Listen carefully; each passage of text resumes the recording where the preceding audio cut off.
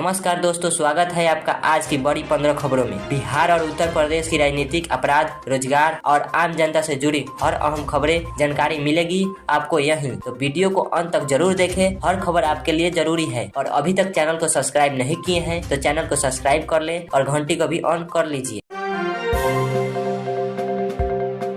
बिहार में महिलाओं को 10,000 रुपए की आर्थिक सहायता। जी हां, नीतीश कुमार की 10वीं शपथ के दिन बिहार के मुख्यमंत्री महिला रोजगार योजना के तहत लाभार्थी महिलाओं के बैंक खातों में 10,000 की अगली किस्त जमा की जाएगी।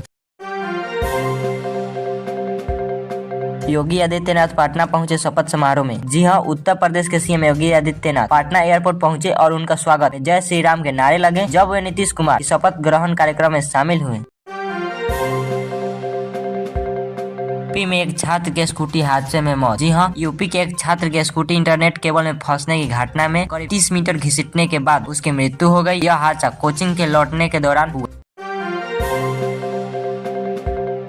यूपी में गैंगस्टर की जगह किसानों की जमीन कुर्क। जी हां, यूपी पुलिस और प्रशासन ने एक गैंगस्टर की संपत्ति कुर्क करने की बजाय गलती से एक किसान की जमीन पर कुर्की बोर्ड लगा दिया, जिसे बाद में घोटाले के रूप में देखा गया।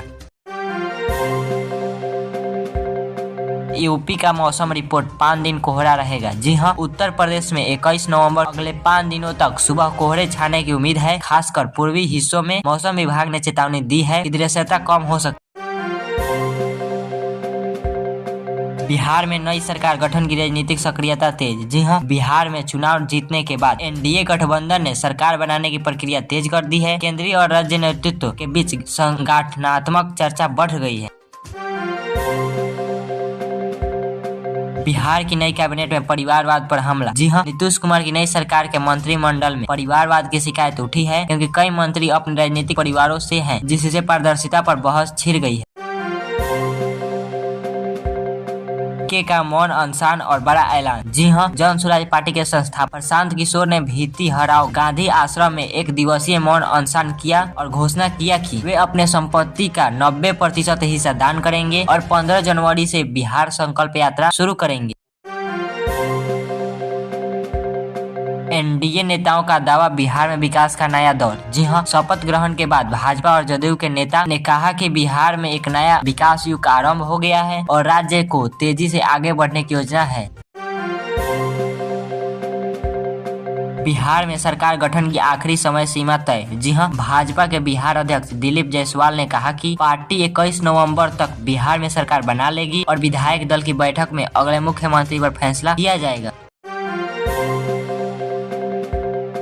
बिहार में नई सरकार के मंत्रियों की सूची जारी। जी हां, नीतीश कुमार के 10वीं बार सीएम बनने के बाद 26 मजिस्ट्रेट की नई सूची बनी है। इसमें जदयू, भाजपा, हम आदि दलों से संतुलन का ध्यान रखा गया है। यूपी में दवाओं के दाम पर उठे सवाल। जी हां, उत्तर प्रदेश में जीएसटी एमआरपी घटने के बावजूद दवाओं की कीमतों में गिरावट नहीं आई है, जिससे जनता की जेब पर असर पड़ रहा है।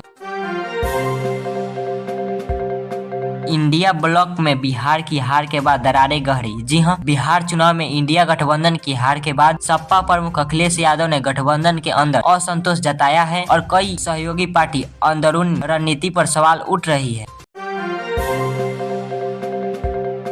यूपी बिजली सौदे में स्थगन, अदानी प्रोजेक्ट पर खर्चा का विवाद। जी हां, उत्तर प्रदेश पावर नियामक ने अदानी की कोल पावर प्रोजेक्ट को बिजली सप्लाई के लिए किए गए सौदे की मंजूरी टाल दी है, क्योंकि लागत और निगमन नियमों में अस्पष्टता पाई गई है।